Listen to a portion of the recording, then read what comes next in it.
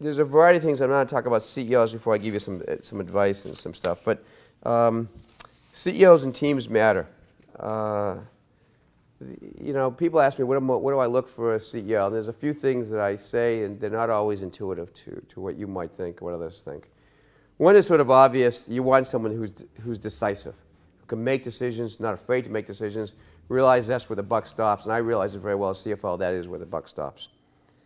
But the number two thing I say is knows how to say no. It is the easiest thing for, like we're going through planning and budgeting right now. Easiest thing for a CEO to say, geez, yeah, your expense increases all make sense, I approve that. Trouble with all that is if you approve everything, you don't want to have a company. You need to prioritize. You need to say yes to some things. You need to say no to some things because people tend to want to spend more than you can afford.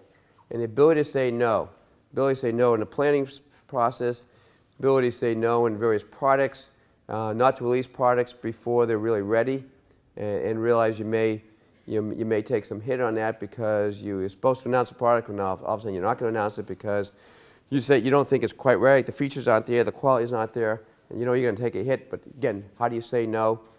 Say no to certain employees in terms of benefits, and see, everyone has 4K1 match and all this stuff, and maybe we should do it, and we actually do. But again, the example is how do you say no? Really, really important. I think in this valley, technology, in technology companies, they should be run, in my opinion, by CEOs that are very knowledgeable in technology. There's a few exceptions I can point to, but generally, great technology companies in this valley are run by technologists. It's just the way it is. Because the primary role of a CEO is the vision. The vision and the strategy. The marketing, and a little bit the marketing and sales, which you get. And the only way you understand the products, where you're going to go, what's your product roadmap, you're making the key decisions, where we are now, we're going forward, is you really need to understand the technology. And I'm decent, but I could not run Yahoo. I don't know enough of technology. I couldn't hire the right people. I couldn't motivate them. I couldn't make some of the key decisions on our hiring and retention.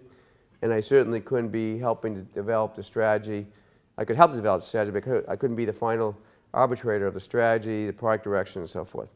So technology is really important in CEOs. They have to understand finance. I happen to work for someone who's extremely facile in numbers, picking things up.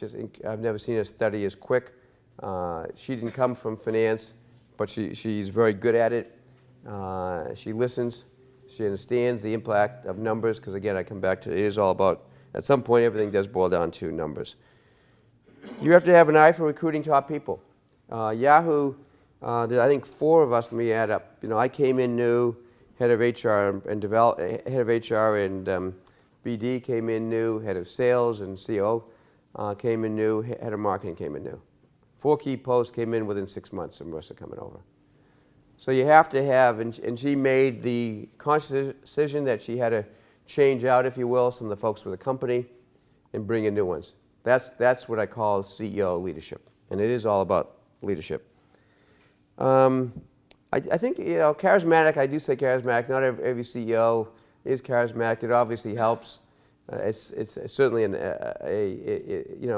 Marissa would say that she is a little bit an introvert. I don't quite believe it. She's actually quite charismatic in front of folks, particularly on things that she really enjoys talking about. But you do need to motivate. You need to find a way that motivates the team, and they believe in you, and you're candid with the team. That's really, really critical. I say good listener. None of us know everything, so the ability to be a great listener, I can't overestimate. It's amazing. From all the time, I see people, and they just can't stop and listen. It's just really, really important to be a listener. This is a hot button of mine, not to be arrogant. I don't know where I had this somewhere else I wanted to say, but I'll just say it now. I actually come back to a couple of things I gave my kids, which I think is going to be helpful as you think about it. But, I've done okay. Many of us in the Valley have done okay. But it's just not appropriate to ever be arrogant.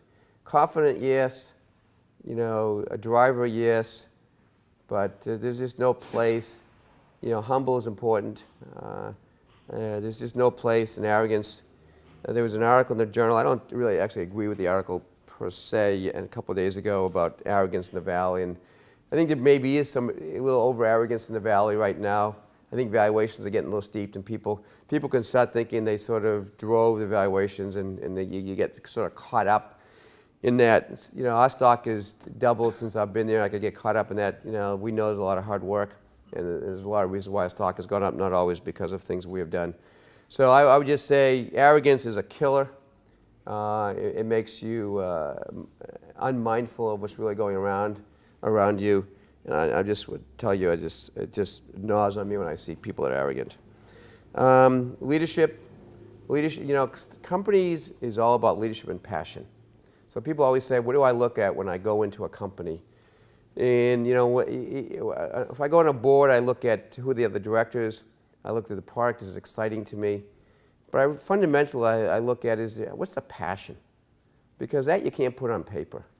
And there's a lot of great companies out there, but when you have a leader, particularly a leader who was a founder of a company that has that just killer passion, that's what I really, and you don't have to push them to come to work. They just come to work and they want to motivate, and they're just so excited about their products and dreaming up new products and stuff.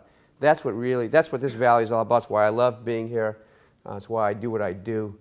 Why I keep on doing what I do, even though many folks, given where I am, would be taking time off and frankly going out to pasture and just doing boards. But it's what I like doing when I have a chance to meet some very, very passionate folks.